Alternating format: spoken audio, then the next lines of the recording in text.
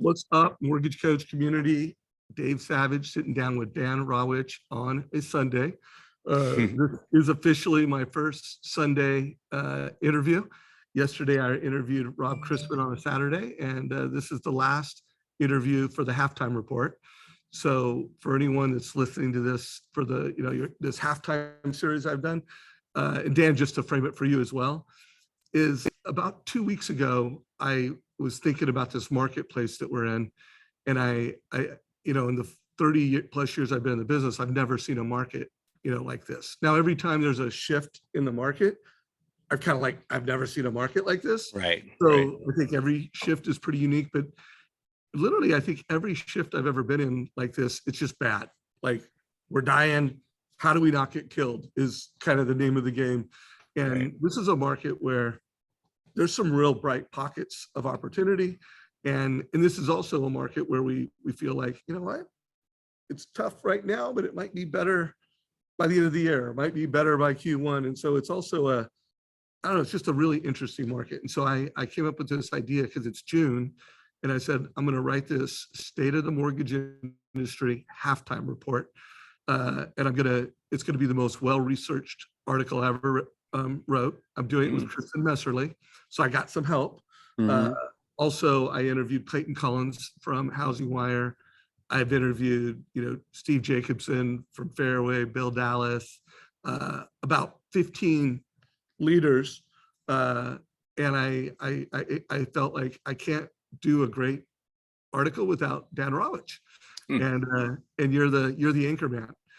So Dan, real quick, I do think there's going to be some new loan officers that watch this, and some people that may not know who you are. If you could just give us a minute on who is Dan Rawitch and why would a CEO or loan officer want to listen to you? Well, thank you, Dave, and big compliment as always. You're good to me. So I've been involved in bonds and the economy my entire career.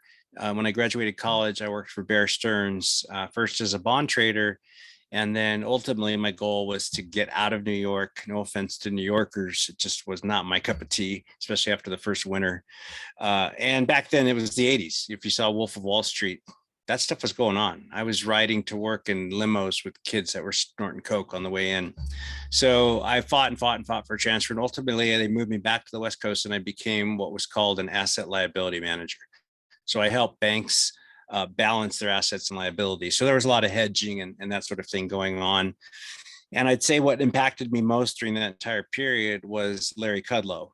Whether you love him or hate him, I think he was one of the most brilliant economists I'd ever met, and never forgot him. And the things that he taught me still play out as real today. So, and then I founded a mortgage company, and RPM grew pretty large, sold that to a public company, ran that company, owned a credit reporting company, which grew to be the fourth largest in the nation. So I feel like, and of course I was a loan officer for many years. So I feel like I have a good understanding of what originators go through, what they should and shouldn't be doing. And I certainly lived through some hairy markets. And you're right what you said, Dave. This one is unlike any that I've ever seen. Yeah, agreed. And so, in my color for Dan is he's been the chief economist for Mortgage Coach for how many years, Dan, has it been? Since 2008, so 14 years. Yeah, so for almost 15 years, over a decade, almost 15 years. And he has just brought immense value to the Mortgage Coach community. If you do not have the Rate Watch app, download it, and you're a Mortgage Coach member, download it today.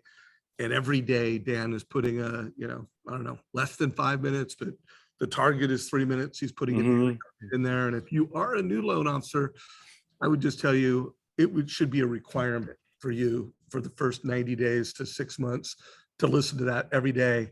And then, there's some loan officers that really want to be that market nerd and know the market in a really deep personal way. And then there's some loan officers that just want to know at really high level.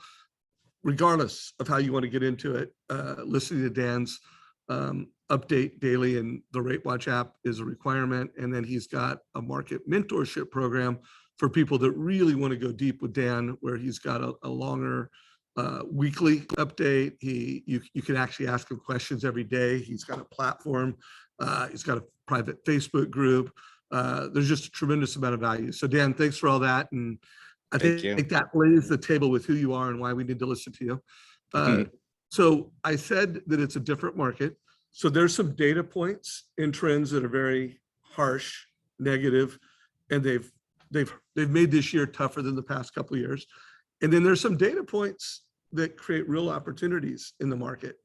When I say that, what are the first kind of data points or stats and facts that jump out at you that are creating the market at hand, positively and negatively?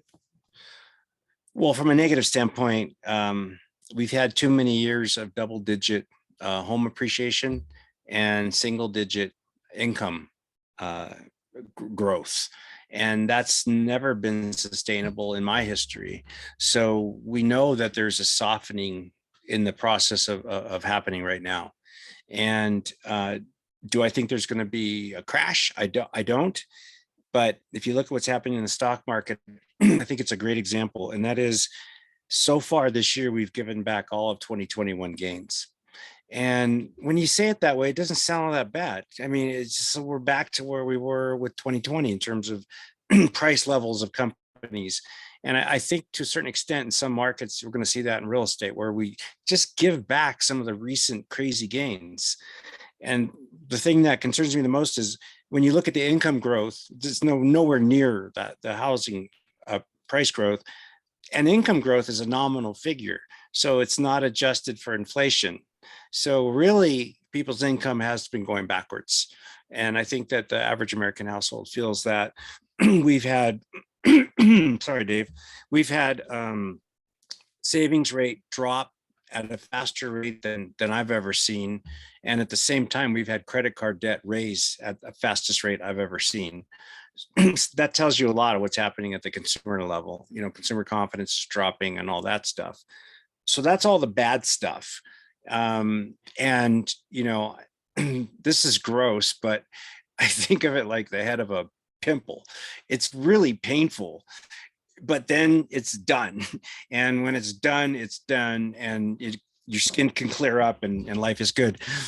So I think it could get a little bit worse before it gets better. But I don't think that rates can really get that much higher, because we're going to be in trouble. The economy is already heading toward trouble. And if you look back, every time it's gone through. So that's, I think, in the works right now. The only reason I wouldn't say with 100% certainty there's going to be a recession is because everybody's saying there's going to be a recession. And the market doesn't work that way. You know, if so many people think something, it's usually not true. But there's plenty of reasons why I do believe that there will be a recession. So the Fed's going to have to decide, you know, inflation or recession. Do I want to kill inflation and then guarantee a recession? And right now, I think the Fed would say yes to that. So that's why I think it could get a little bit worse, but I don't think the Fed's going to allow us to go into some really deep, ugly, horrible recession. I think at some point the Fed will blink.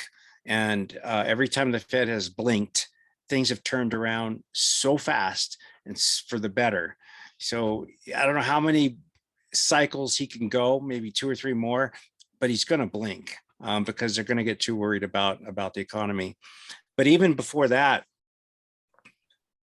I know a lot of people that think like I do, and that is, I would never, ever buy anything. I don't care what it is, when there are other bidders alongside me. Not my cup of tea. I will buy when there's liquidity. I will buy when there's no competition in the market, and I'll wait until that happens. And I'm just going to tell you, I believe that there are hundreds of thousands, if not millions of buyers that were, I'm not going to say the people that bid and paid $200,000 more than the list price were dumb. I won't say that. I'll question it. But there are so many people that have been waiting for inventory to rise. And they're not going to be as worried about interest rates because they just want a house, but they were not going to go into this huge bidding war.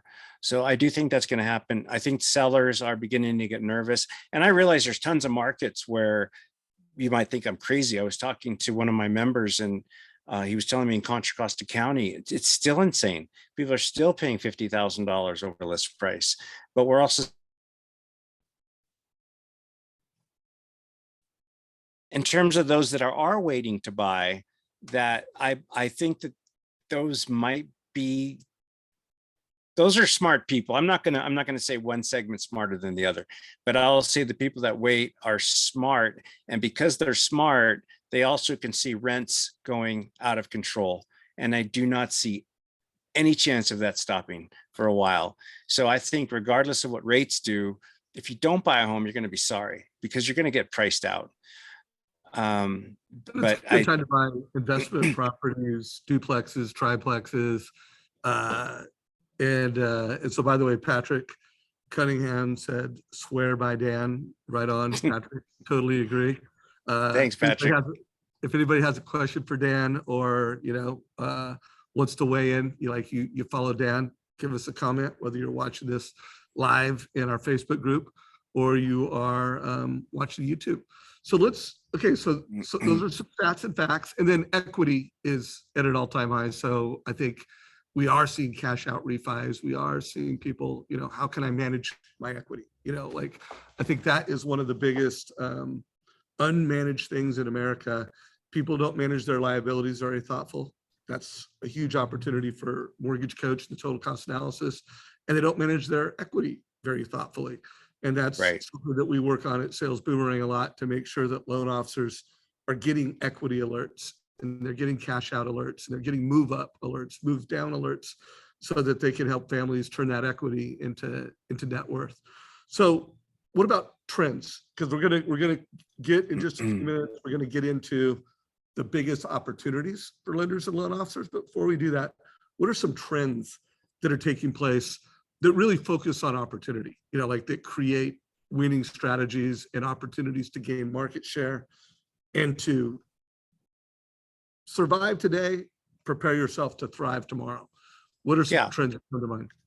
Well, we briefly mentioned Scott Nicholson's name, and he's a great friend, and I love that guy. And he this whole seller buy down program, I think that's going to become pretty big again. Right now, you'd say, well, who needs that? But you're going to need that. You're going to need tricks and tools to help the sellers. So that's going to open the door, I think, for smarter loan officers that will study new ideas and new ways to grow their business. I think you're going to see more and more, reno properties start hitting the market, that people aren't going to be willing to just overbid just because it's a house. They're going to want to buy it, live in it, maybe a 2 or 3K, whatever. So I do think that those trends will continue to grow. The non-QM trend is, undeniable. That's just getting very real, very fast. My only hope is that we don't go back, to the craziness we did in 04, 05, 06. But I think you're going to see more bank statements, more easier qualifying. I can't find a time in history where volume dropped and lenders didn't slide right down the credit scale with volume. It's the first thing they do. So it's like, for whatever reason, they go, okay, let's just get looser. That's what they do. So, and then I think rental properties, you mentioned it, when there's less competition, I think you'll see a lot of guys that have been sitting on the sidelines wanting to pick up some rental properties. I'm on that list. I think that, I don't think we'll give back all of 2021 gains, but I think we're gonna give back half of those. So just give me a 10% break here, and I might be looking at some rental properties. So I don't know if I answered your question, but I think, I know one other thing. And somebody said this on my Facebook page, and I wish I could remember and give him credit, but another reason why we're not going to see mass exodus in sellers, sure, they're going to panic, and if they wanted to sell, they're probably going to sell, but they're sitting on 2.5% and 3% fixed rate loans. Who wants to sell a home with a 3% loan and go buy one with a 5.5% loan? So I think that's going to keep people in their homes as well. Roger that. By the way, Scott Nicholson just said hi, and guys, I can tell you right now, the seller buy down is back in, and we're seeing a tremendous amount of mortgage professionals doing lunch and learns with realtors, making sure realtors know how they can talk about a seller buy down with a seller that might be in a position to like, hey, should I reduce my price, or should I fund a seller buy down? Or for buyers that that either don't qualify, or doing the seller buy down might help them qualify. So that's back in. Let's just get into pure opportunities. If you were coaching loan officers right now on how to turn this market into an opportunity to gain market share and to position themselves for, let's face it, rates are going to go down again. It's a question of when. What's the opportunity and what's the leadership from Dan to lenders and loan officers? Okay. Before I answer that, did Scott Nicholson hear me compliment him? He did. Yeah. He did. I was just kidding. You're an idiot. Okay, now I feel better. By the way, he calls me Tattoo, which is from Fantasy Island, the little challenge. So I should be able to rip on him a little bit.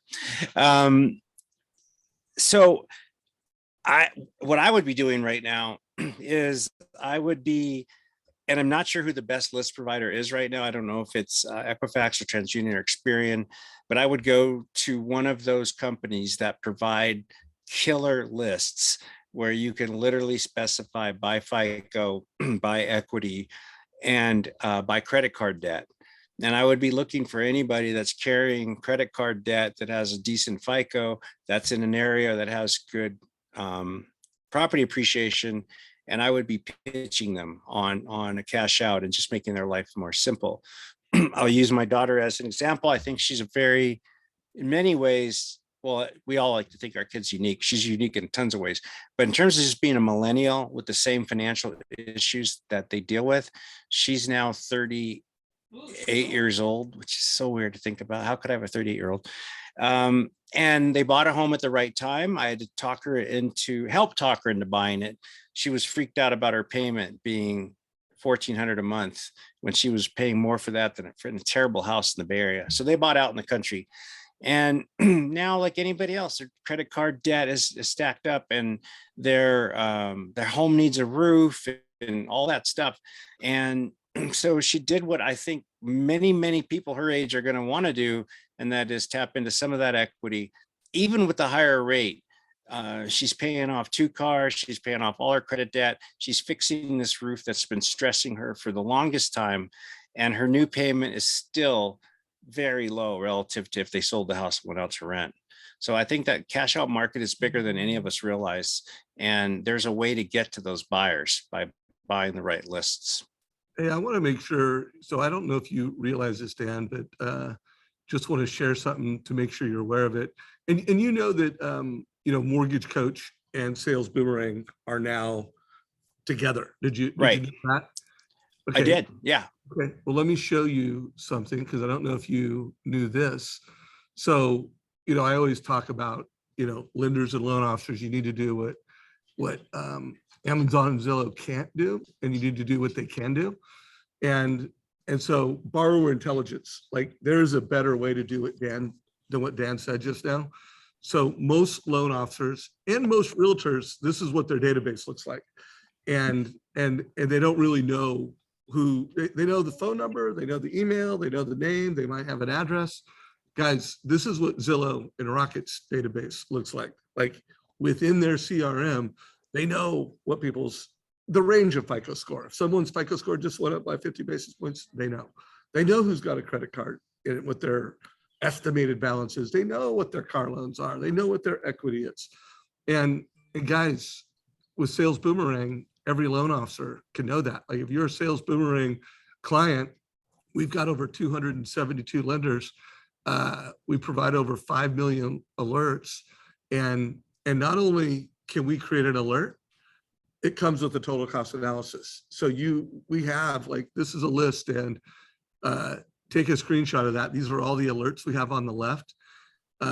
So like the cash out alert, kind of middle of the way down, you could kind of say, hey, if someone has over 50, you could customize this, everyone.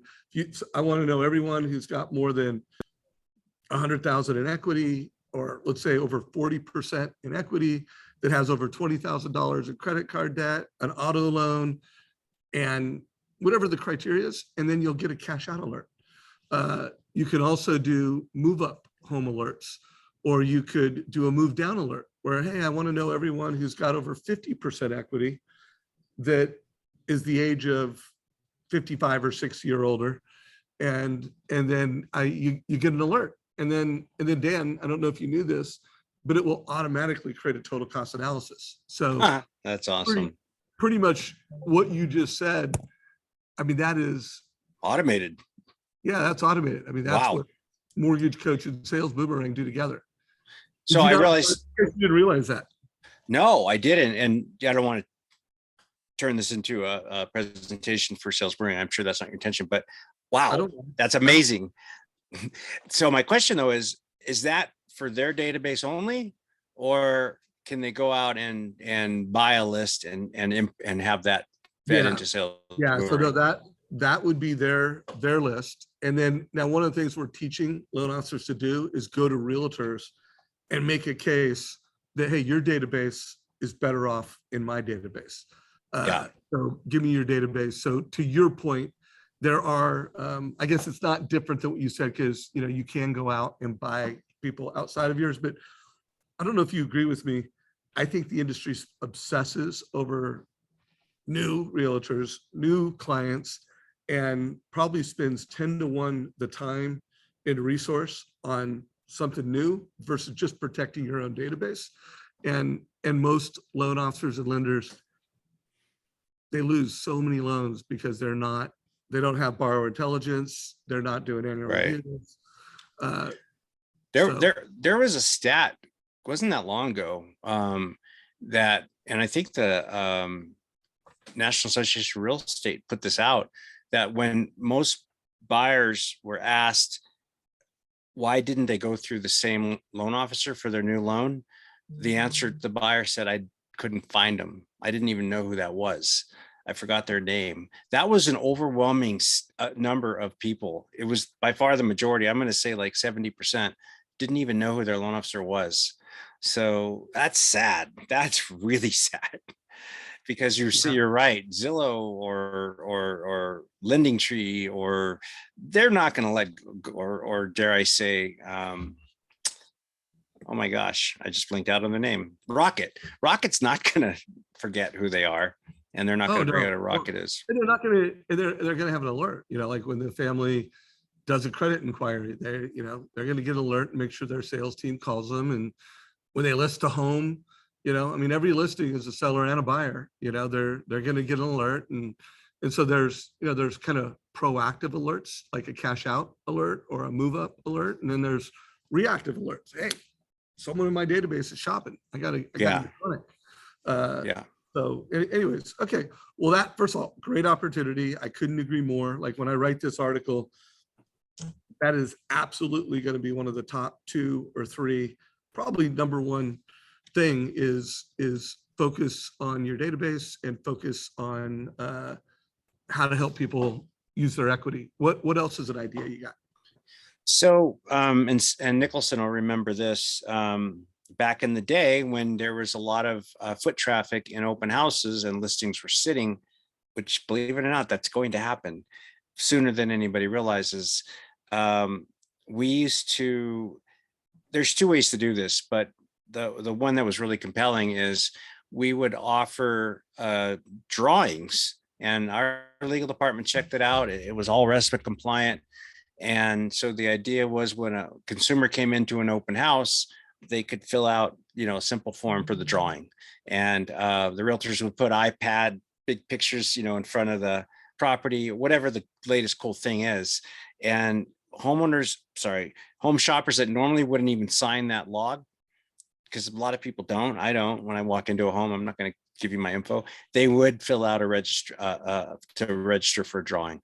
People, for whatever reason, they like drawings. And in the drawing, it asked, "Are you working with a loan officer?" On the form, do you mind being contacted? So we generated a whole ton of leads from open house traffic that I've never seen anybody else do that. Love that data, guys. Anytime you get data like that and then put it in your fintech powered CRM that's powered by Mortgage Coach and Sales Boomerang, get data. The people that build databases in this market are going to be the ones that win. And then we also would say, give me your open house list. I'm going to put it on Google Docs for you. And we're going to co-market it. You don't have to worry about anything, but you'll be able to see every day on Google Docs, who we emailed to and what we said about them. And we'll probably do a better job keeping up with your open house customer than you would. Boom. Or we both do it. It doesn't matter. But I think loan officers need leads right now. And I think anything they can do to get them is worth doing. Yeah, get leads and then put them in a fintech powered CRM. Walt Schultz just validated what you said, Dan. He said, I asked all of my new clients who their last loan officer was, and 99% state, I cannot remember. Guys, make sure you're asking your clients. That's a great question to just ask. And if anyone else is doing that, I would just love this kind of informal feedback. Are you experiencing the same thing? So Dan, let me tell you another idea that I have from all these interviews that I pulled out, something that I think, and I want your validation, and then I'm going to ask you for one more idea before we wrap this up. But one thing I've kind of discovered in these conversations is that every company obsesses over production. So there's a scorecard showing who's the number one loan officer based off of units, family served, and who's the number one loan officer, number two, number three, number four, all the way down to who comes in last place based off of production. But when it comes to conversion, there's no list. It's like, oh, we got to do a study. Like there's no conversion ranking or scorecarding done in a company. And there's no profitability ranking because, like our friend Jeremy Forcier, who every family gets a total cost analysis, he costs the company, even in this market, like single digit, less 6 basis points. Right. And there's a lot of loan officers where their price exceptions are like 30, 40 basis points. Like, right. And what are your thoughts on companies in a market like this having those scorecards, a profitability scorecard, a conversion scorecard, and then the loan officers that are in the top list of conversion and top list of profitability are sharing best practices? Like, if that became something that was measured in a scorecard format, like a leaderboard, and then there was best practice sharing, so everyone was obsessed over conversion and profitability, I think it would be game changing. What are your thoughts on that? I totally agree. I think, and a lot of the top producers want that. And we actually did that at a past company, and we found out that a lot of loan officers that were doing massive volume, that were getting a lot of love from us, we were losing money on them. And we were making more money on the person that did 5 loans than the person that did 15 loans. So it really helped us understand, where our challenges were, who needed more coaching, and who was just giving away price all the time. So I think that's a must. This industry only cares about volume, which is ridiculous. Yeah, and I do believe, one of the takeaways of this article that Chris and I are going to write is that if the industry obsesses over efficiency, conversion, and profitability on a per loan level basis, they will be more profitable. You'll be more successful, and you'll deliver a better consumer experience. Like, my guess is those clients that are the most profitable, that have the highest conversion, also have the highest customer satisfaction ratios. That has not been proven, but my guess is that's going to be true. I think so. So any closing thoughts or ideas before we wrap this up? Yeah, but this one's morbid. I'm just thinking back to all the ways that I won back in the day. There's a lot of loan officers leaving the business right now, and they're leaving with some pretty good databases. So I, in the past, would buy databases. I would just say, let me see how you've taken care of it. Let me see what it looks like. And, for the LO to get even a couple $1,000s, but give you the permission to use their name in the marketing, that was very, very good. So why not benefit from the people that are leaving anyways, and they're leaving these customers orphaned. So in fact, we called it orphan lists. We bought orphan lists from LOs.